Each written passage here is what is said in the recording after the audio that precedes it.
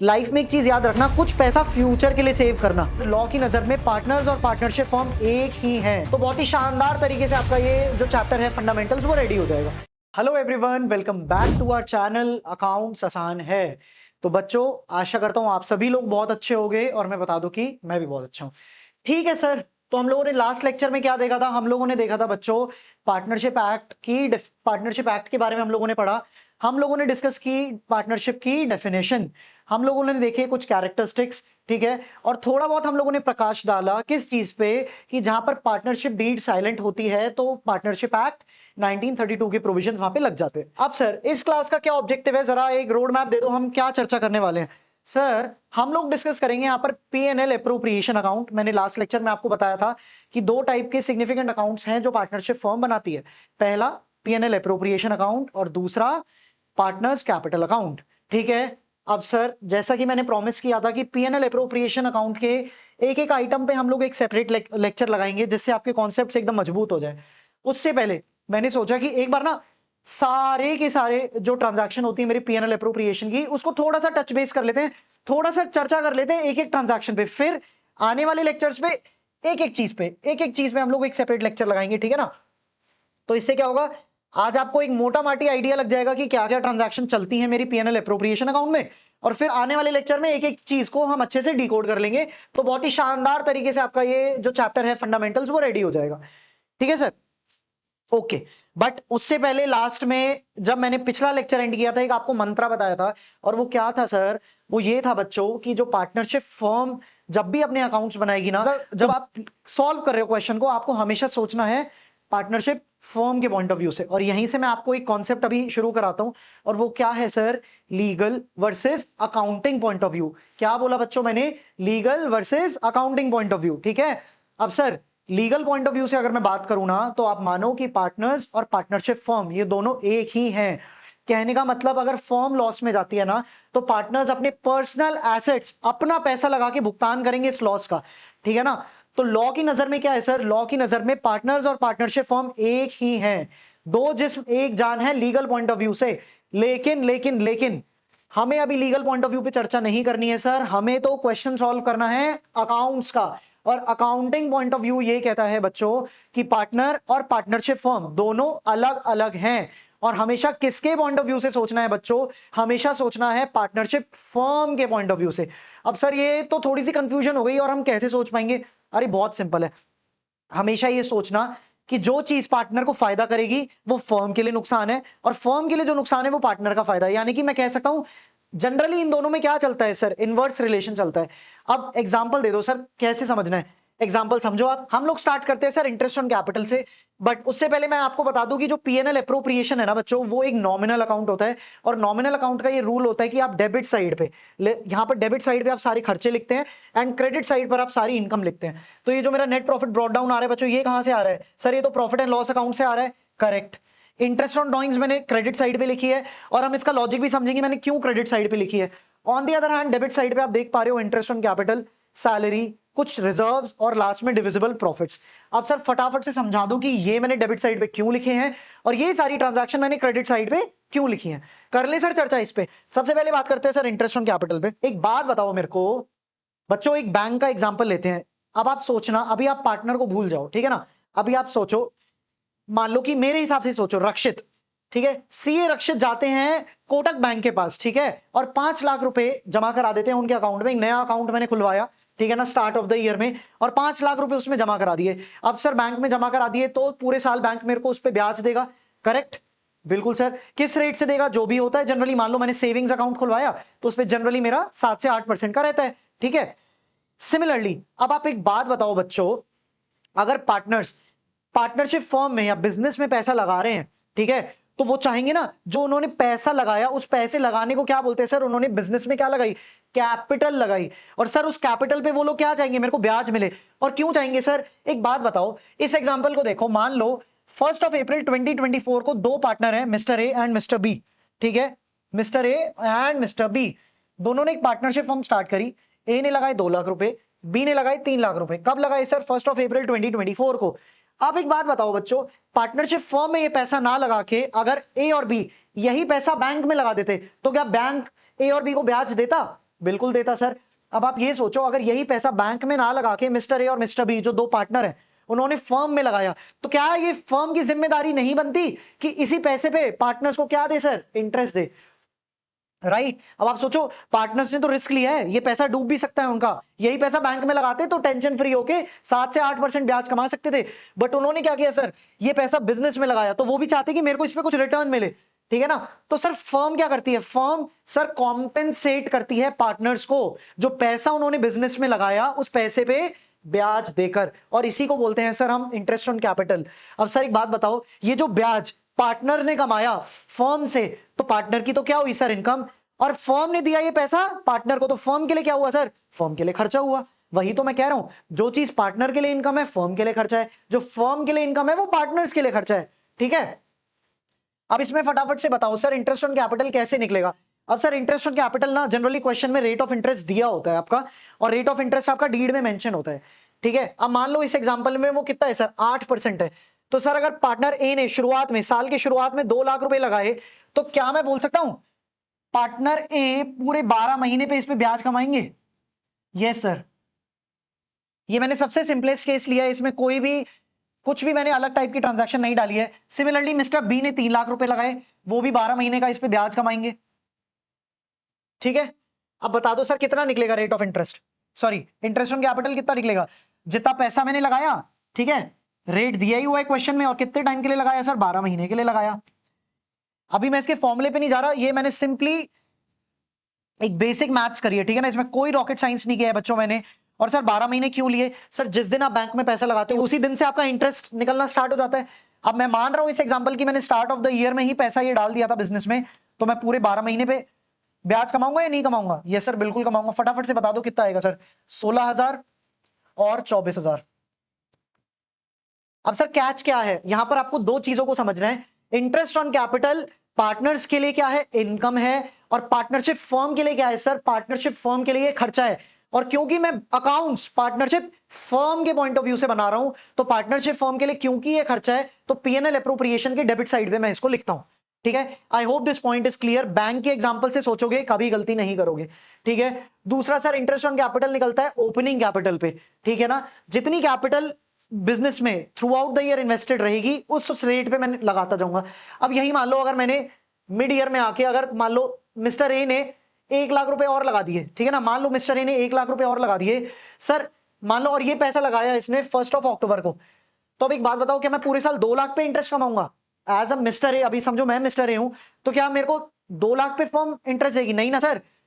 यहां पर आके तो आपकी कैपिटल चेंज हो गई, यहां तक कितनी थी, 2 लाख, यहां पर आपने कितनी और लगा दी, 1 लाख, तो 1 अक्टूबर तक तो फर्म मेरे को 2 लाख पे इंटरेस्ट देगी, और 1 अक्टूबर से लेके 31 मार्च 2025 तक 3 लाख पे देगी, ना कि 2 लाख पे। बैंक के हिसाब से सोचो, हमेशा जब भी कंफ्यूजन हो बैंक में सोचना, बैंक में पैसा लगाते तो भी ब्याज कमाते, राइट? सिमिलरली ये पैसा पार्टनर्स ने बैंक में ना लगा के फर्म में लगा दिया, एक बिजनेस में लगा दिया, तो बिजनेस क्या कर रहा है, उसी लगाए हुए पैसे पे पार्टनर्स को क्या कर रहा है सर, इंटरेस्ट दे रहा है। फर्म के लिए हुआ खर्चा, पार्टनर्स के लिए हुई income, simple. I hope this is clear, ठीक है? अब सर इंटरेस्ट ऑन कैपिटल पे हम लोग एक सेपरेट क्लास लगाएंगे, ये सिर्फ और सिर्फ मैंने आपको आइडिया देने के लिए ये एग्जांपल दिया है, ठीक है? तो मैंने ये वाला आपका एक ट्रांजैक्शन डिस्कस कर ली, और हमने ये भी समझ लिया है कि डेबिट साइड पे क्यों आता है। सिमिलरली सर सैलरी, इससे पहले सर एक कैच और है सर, यहां पर आपका एक कॉन्सेप्ट और मैं बिल्ड कर दूं। लास्ट क्लास में हम लोगों ने डिस्कस किया था कि जब डीड साइलेंट होती है ना, तो पार्टनरशिप एक्ट 1932 की प्रोविजन लगते हैं। केस ए में तो मैंने मान लिया था कि 8% का ब्याज हमें देना है पार्टनर्स को। मान लो क्वेश्चन में रेट ऑफ इंटरेस्ट दिया ही नहीं हुआ है सर, तो क्या करना है, कुछ नहीं है सर, फिर पार्टनरशिप एक्ट 1932 के प्रोविजन लग जाएंगे। और सर पार्टनरशिप एक्ट 1932 कहता है कि अगर रेट ऑफ इंटरेस्ट मेंशन नहीं है ऑन कैपिटल, तो पार्टनर्स को कोई भी इंटरेस्ट नहीं मिलेगा, यानी कि firm is not at all liable to provide interest on capital to the partners. ये बात आपको याद रखनी है सर, ये आपसे ना एमसीक्यू फॉर्म में पूछ लेगा, इंटरेस्ट ऑन कैपिटल दिया होगा, रेट ऑफ इंटरेस्ट नहीं दिया होगा, आधे बच्चे सर खुजाते रह जाएंगे, अब कैसे निकालूं इंटरेस्ट? अरे सर पार्टनरशिप एक्ट 1932 के प्रोविजन लग जाएंगे उस केस में, और वो बोलता है कि इंटरेस्ट ऑन कैपिटल देने की जरूरत ही नहीं है, ठीक है? I hope this is clear to everyone. अब सर चलते हैं अगले एग्जांपल पे, सैलरी पे, या किसी भी टाइप का बोनस हो या कमीशन हो।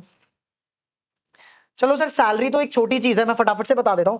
सैलरी में क्या होगा ना सर, क्वेश्चन में दिया होगा कि इस पार्टनर को क्वार्टरली सैलरी जा रही है या ईयरली सैलरी जा रही है या मंथली सैलरी जा रही है। तो आपको निकालना हमेशा किसके लिए है, जितने टाइम के लिए अकाउंट्स बन रहे हैं, और जनरली अकाउंट्स पूरे फाइनेंशियल ईयर के लिए बनते हैं। तो अगर मान लो आपको क्वेश्चन में दिया हुआ है मंथली सैलरी, तो आप इंटू 12 कर देना। क्वार्टरली दिया हुआ है तो सर इंटू 4 कर देना, ठीक है। और पूरे साल की एक साथ दी हुई है तो उसी फिगर को लेके आप डेबिट साइड पे लिख देना। अब बताओ सर, पार्टनर को अगर वो सैलरी मिल रही है तो उसको सैलरी कौन दे रहा है, सर फर्म ही तो सैलरी दे रही है। तो अगर फर्म की जेब से पैसा जा रहा है या फर्म को ये पैसा पार्टनर को देना है, तो फर्म के लिए हुआ खर्चा, और फर्म का खर्चा पीएनएल अप्रोप्रिएशन के कहां लिखा जाएगा सर, पीएनएल अप्रोप्रिएशन के डेबिट साइड में लिखा जाएगा। अब सर ये सारी फिगर्स जो भी है ना, ये हाइपोथेटिकल है, सिर्फ एग्जांपल में आपको समझाने के लिए लिखी है, तो मत सोचना ये फिगर कहां से आ रही है, ये एज्यूम्ड फिगर्स हैं, ठीक है ना। ओके सर, फटाफट से ना रिजर्व्स पे चर्चा कर लेते हैं, फिर हम इंटरेस्ट ऑन ड्राइंग्स पे आते हैं, ठीक है। अब सर एक बात बताओ, रिजर्व्स क्यों बनाए जाते हैं बिजनेस में। मान लो आपको आपके पेरेंट्स से पॉकेट मनी मिलती है, हर महीने आपके पेरेंट्स आपको 10,000 रुपए देते हैं, ठीक है। अब आपके पेरेंट्स ने आपको एक बात बोली, बच्चे आपका जो मन करे, आपका ना बर्थडे आ रहा है, आपका जो मन करे आप ले लो, बट लाइफ में एक चीज याद रखना, कुछ पैसा फ्यूचर के लिए सेव करना, ठीक है। हो सकता है फ्यूचर में आपको कोई ऐसी चीज मिल जाए या आपको कोई चीज पसंद आ जाए और उस टाइम आपके पास पैसे ना हो, तो ये बचाए हुए पैसे आपको हेल्प करेंगे उस चीज को खरीदने में। सिमिलरली बच्चों, बिजनेस में ना अलग अलग टाइप की सिचुएशन आ जाती है, ठीक है। मान लो कोई मार्केट में मेरा नया कॉम्पिटिटर आ गया जिसने मेरे को अच्छा खासा कंपटीशन दिया और मेरा बिजनेस स्लो डाउन हो गया, ठीक है। गवर्नमेंट की कोई ऐसी पॉलिसी आ गई जिससे मेरा धंधा चौपट हो गया या बहुत ही सिग्निफिकेंट इंपैक्ट आया मेरे धंधे पे। तो सर इन्हीं फ्यूचर के डिफिकल्ट चीजों को, या मैं बोलूं अनफोर्सीन सर्कमस्टांसेस को मैनेज करने के लिए हम लोग क्या करते हैं सर, अपने कुछ पार्ट ऑफ द प्रॉफिट्स को सेव करके रखते हैं, रिजर्व्स में पार्क करके रखते हैं, ठीक है ना। तो सर रिजर्व्स में ये पैसा मैंने डाल दिया है, तो मैं इसको डेबिट साइड पे लिख रहा हूं, क्यों, क्योंकि नेट प्रॉफिट से ही मैंने ये पैसा फ्यूचर में मेरे काम आएगा उसको निकाल के साइड रख दिया। तो फर्म ने कुछ पैसा निकाल के साइड रख दिया, तो सर ये क्या कर देंगे, मेरे प्रॉफिट्स को कम कर देंगे, तो मैंने लिख दिया डेबिट साइड पे। I hope this is clear. इस पर भी हम लोग एक सेपरेट क्लास लगाएंगे। मुद्दा भी है कि अब आपको एक मोटा माटी समझ में आए कि डेबिट साइड पे क्या है और क्रेडिट साइड पे क्या है, और डेबिट साइड पे है तो वो क्यों है और क्रेडिट साइड पे है तो वो क्यों है। आप सर बात कर लेते हैं इंटरेस्ट ऑन ड्राइंग्स के ऊपर। उससे पहले एक चीज आपको याद रखनी है बच्चों, और वो क्या है कि क्वेश्चन में आपको ना सैलरी बोनस कमीशन जनरली दिया होता है। अब अगर पार्टनरशिप डीड साइलेंट है तो आई थिंक अब आपको पता है क्या करना है, कमेंट में लिखो कि अब आपको क्या करना है। और अगर आप लिख रहे हो पार्टनरशिप एक्ट 1932 के प्रोविजन लगेंगे, तो बच्चों you guessed it right, partnership act 1932 ही काम आएगा। तो फर्स्ट प्रायोरिटी हमेशा किसको देनी है सर, उसको देनी है जो क्वेश्चन में लिखा है या जो डीड में लिखा है। डीड साइलेंट है या क्वेश्चन में मेंशन नहीं है, तो फिर हम जंप करेंगे पार्टनरशिप एक्ट 1932 के प्रोविजन पे। और पार्टनरशिप एक्ट 1932 बोलता है कि अगर सैलरी के बारे में कोई चर्चा नहीं करी है पार्टनरशिप डीड में, तो आपको पार्टनर्स को सैलरी देने की जरूरत है ही नहीं। यानी कि अगर कुछ नहीं लिखा है तो सैलरी नहीं देंगे हम लोग पार्टनर्स को, ये चीज आपको याद रखनी है, ठीक है। इंटरेस्ट ऑन कैपिटल का रेट नहीं दिया तो भी नहीं देंगे अगर डीड साइलेंट है। सैलरी के बारे में चर्चा नहीं करी है डीड में तो भी नहीं देंगे किसी भी टाइप की सैलरी पार्टनर्स को। आई होप दिस इज क्लियर, ठीक है। रिजर्व्स पे हम लोग चर्चा कर चुके हैं बच्चों, डिविजिबल प्रॉफिट्स पे आते हैं, बट उससे पहले एक बार हम लोग फटाफट डिस्कस करते हैं interest on drawings. Okay sir, इसमें एक एग्जांपल ले लेते हैं। दो पार्टनर है बच्चों, मिस्टर ए और मिस्टर बी, ठीक है। इन्होंने बिजनेस स्टार्ट किया मान लो 5 लाख और 2 लाख की कैपिटल से, ठीक है। अब मिड ऑफ द ईयर में क्या होता है sir, mid of the year में A withdraws ₹2 lakh from firm. Sir मान लो, अब ये बात हम किसकी कर रहे हैं सर, ड्राइंग्स की, और हमने इंटरेस्ट ऑन ड्राइंग्स को सर क्रेडिट साइड पे लिखा है। क्यों लिखा है, 2 मिनट मेरी बात पे गौर करना और आपको ये चीज समझ में आ जाएगी। सर एक बात बताओ, अगर इस एग्जांपल को एक बारी को साइड रखे, एज्यूम करो आप एक पार्टनर हो या आप एक नॉर्मल इंसान हो, आप बैंक के पास गए, आपने बैंक से लोन लिया, ठीक है। आपने बैंक से लोन लिया तो बैंक आपको फ्री में लोन तो देगा नहीं, वो क्या बोलेगा, ले जाओ सर आपको 10 लाख का लोन लेना है ले लो, बट इस पे मैं आपसे इंटरेस्ट चार्ज करूंगा, और इंटरेस्ट का रेट लिखा होता है लोन एग्रीमेंट में। यहां पर क्या हुआ बच्चों, मिस्टर ए को ना पैसों की जरूरत थी, मान लो मिस्टर ए की बेटी की शादी है, ठीक है, और मिस्टर ए को अभी बेटी की शादी के लिए कुछ पैसों की जरूरत है, ठीक है। मान लो 2 लाख रुपए की मिस्टर ए को जरूरत आन पड़ी, 1 अक्टूबर को मिस्टर ए की बेटी की शादी है। अब उसने सोचा यार बैंक में जा रहा हूं ना, तो बैंक इस लोन पे, पर्सनल लोन पे मेरे से 9% इंटरेस्ट चार्ज कर रहा है, तो वो गया फर्म के पास, अरे पार्टनरशिप फर्म मेरे को 2 लाख रुपए की जरूरत है, क्या मैं निकाल लूं। पार्टनरशिप फर्म ने बोला बेटा निकाल लो, कोई बात नहीं मिस्टर ये आप निकाल लो, मेरे को कोई दिक्कत नहीं है, बट फ्री में तो मैं भी नहीं दूंगी पैसा। हाँ एक काम करना, 7% ब्याज लूंगी आपसे, ठीक है। मिस्टर ए खुश हो गए, अरे यार बैंक में जाता तो 9% का रेट था, फर्म से निकाल लेता हूं, 7% ही ब्याज देना पड़ेगा। अब एक बात बताओ, फ्री में तो फर्म देगी नहीं, अगर पार्टनर ने बिजनेस से पैसा निकाला, फर्म से पैसा निकाला, तो पार्टनर क्या कर रहा है, फर्म को उस निकाले हुए पैसे पे इंटरेस्ट दे रहा है। तो सर अगर अब अकाउंट्स किसके पॉइंट ऑफ व्यू से बन रहे हैं, फर्म के पॉइंट ऑफ व्यू से। फर्म से पैसा निकाला पार्टनर ने, पार्टनर दे रहा है उस पे इंटरेस्ट फर्म को, तो फर्म के लिए क्या हुई, इनकम। और वही इंटरेस्ट पार्टनर के लिए क्या हुआ, खर्चा। तो पार्टनर के लिए खर्चा, फर्म के लिए इनकम। और सर पीएनएल अप्रोप्रिएशन अकाउंट में अगर कोई भी इनकम होती है तो वो लिखी जाती है सर क्रेडिट साइड पे। I hope this is clear to each and every one of you. Sir ये एग्जांपल मेरे याद रखना, कभी दिक्कत नहीं आएगी पीएनएल अप्रोप्रिएशन अकाउंट की पोस्टिंग में। बच्चे ना लास्ट तक सर खुजा रहे होते हैं कि यार इंटरेस्ट ऑन ड्राइंग्स डेबिट में आता है या क्रेडिट में आता है, या interest on capital credit side आता है डेबिट साइड आता है। इन एग्जांपल पे, इस लेक्चर पे अगर आप ध्यान से फोकस करोगे एग्जाम में कोई दिक्कत नहीं आएगी। और आई थिंक इसमें कोई रट्टा मारने वाली बात नहीं है, जो भी मैंने आपको बताया बहुत लॉजिकली समझाने की कोशिश करी है। और अगर आपको समझ में आया तो कमेंट सेक्शन में लिखो हाँ सर हमें अच्छे से समझ में आ गया। And if you still have any kind of doubt बच्चों, कमेंट सेक्शन में लिखो और मेरे को बहुत खुशी होगी आपके डाउट्स को सॉल्व करने में। ठीक है सर, तो आई होप आपको समझ में आया होगा कि हमने क्रेडिट साइड में इंटरेस्ट ऑन ड्राइंग्स को क्यों लिखा है। अब सर इसमें भी एक कैच है, और कैच क्या है सर, कैच ये है बच्चों, मान लो रेट ऑफ इंटरेस्ट आपको क्वेश्चन में दिया होता है ना, तो आप हमेशा क्वेश्चन को ही भगवान मानोगे और उस रेट से ड्राइंग्स पे इंटरेस्ट निकाल लोगे। अब कैसे निकालना है इसके लिए हम लोग 2 सेपरेट लेक्चर रखेंगे। ठीक है, अभी मेरा पर्पस ये नहीं है आपको कैसे निकालना है, वो मैं आपको अलग लेक्चर में सिखाऊंगा। मेरा पर्पस क्या है बच्चों, आपको ये समझाना कि रेट ऑफ इंटरेस्ट अगर क्वेश्चन में दिया है तो आपको वही रेट लेना है। और सर अगर क्वेश्चन में रेट ऑफ इंटरेस्ट नहीं दिया हुआ ना, तो माइंडेड पार्टनर्स को कोई जरूरत नहीं है इंटरेस्ट प्रोवाइड करने की फर्म को, तो यानी कि फर्म को एक तरीके से यहाँ पे इनकम लॉस होगा। ठीक है ना, अगर क्वेश्चन या डीड में साइलेंट है तो फर्म के पास कोई राइट नहीं है पार्टनर से इंटरेस्ट कलेक्ट करने का उनकी ड्रॉइंग्स पे। ठीक है, I hope this is clear to each and every one of you. ये भी याद रखने वाली बात है बच्चों कि अगर डीड में रेट ऑफ इंटरेस्ट नहीं दिया हुआ तो पार्टनरशिप एक्ट 1932 बोलता है कि इस पे कोई इंटरेस्ट नहीं देना पार्टनर्स को, फर्म को। ठीक है, चलिए सर फटाफट से आ जाते हैं डिविजिबल प्रॉफिट्स में। अब सर नेट प्रॉफिट के बाद ये सारी इनकम प्रोवाइड फॉर करने, ये सारी इनकम डालने के बाद और ये सारे के सारे खर्चे प्रोवाइड फॉर करने के बाद जो मेरा पैसा बचता है, अब इस केस में देखो 6 लाख की इनकम है और कुछ खर्चे हैं सर। खर्चे कितने हैं सर, 4 लाख। बच गए मेरे 2 लाख रुपए। अब सर ये 2 लाख रुपए किस में बांट देंगे, सर हम पार्टनर्स में बांट देंगे। अल्टीमेटली खाते किसके बन रहे हैं, पार्टनर्स के ही तो बन रहे हैं। तो सर सारे खर्चे प्रोवाइड फॉर करने के बाद जो प्रॉफिट बचे वो पार्टनर्स का ही तो हक है उन पे। आफ्टर ऑल उन्होंने अपना पैसा लगाया है, रिस्क ले रहे हैं वो लोग, तो इस प्रॉफिट्स पे हक भी किसका हुआ सर, पार्टनर्स का हुआ। अब फटाफट से बता दो ये किस रेशियो में बटेंगे। सर लास्ट लेक्चर में हम लोगों ने डिस्कस किया कि जो डीड में प्रॉफिट शेयरिंग रेशियो होगा उसके हिसाब से बटते हैं। ठीक है, इस क्वेश्चन में मान लो 2 लाख रुपए का मेरे डिविजिबल प्रॉफिट्स थे और डीड में लिखा हुआ है 3:2, तो सर आप 3:2 के हिसाब से क्या करोगे, आप इसको बांट दोगे, जो आएगा 1,20,000 और 80,000। बट अगर डीड साइलेंट है या क्वेश्चन चर्चा नहीं करता कि किस रेशियो में प्रॉफिट्स बटने वाले हैं, या लॉस भी हुआ तो लॉस किस रेशियो में बटेंगे, तो सर पार्टनरशिप एक्ट 1932 के प्रोविजन लग जाते हैं और वो बोलता है सर इक्वली बांट दो। कैसे बांट दो सर, इक्वली बांट दो। तो इस केस में मैंने क्या किया सर, अगर 2 लाख के मेरे प्रॉफिट बचते हैं तो पहला केस, अगर मान लो रेशियो दिया हुआ है, मान लो 3:2 दिया हुआ है, तो 3:2 में मैं बांट दूंगा, जो कि आएगा 1,20,000 और 80,000। ठीक है, और अगर बच्चों क्वेश्चन साइलेंट है तो हमेशा क्या रेट लेना है, इक्वल रेशियो लेना है। और इक्वल रेशियो में क्या हो जाएगा सर, 1:1। ठीक है सर, आज का लेक्चर सिर्फ इतना ही था कि मैं आपको पीएनएल अप्रोप्रिएशन का एक बर्ड्स आई व्यू दूं और लॉजिकली समझा पाऊं कि डेबिट साइड पे क्या लिखा जाता है और क्रेडिट साइड पे क्या लिखा जाता है। एक बार बच्चों घर जाओ, अच्छे से इन ट्रांजैक्शन को रिवाइज करो। एक मेरी हम्बल रिक्वेस्ट रहेगी, इस लेक्चर को एक बार दोबारा देखना क्योंकि ये बेस है। ठीक है ना, ये लेक्चर को 2-3 बार सुन लोगे ना, आपको कोई कंफ्यूजन नहीं आएगी आने वाले चैप्टर्स में। इस लेक्चर को हम लोग यहीं पर वाइंड अप करते हैं और मैं मिलता हूं आपको अगले लेक्चर में। Till then take care, bye bye, जय श्री राम।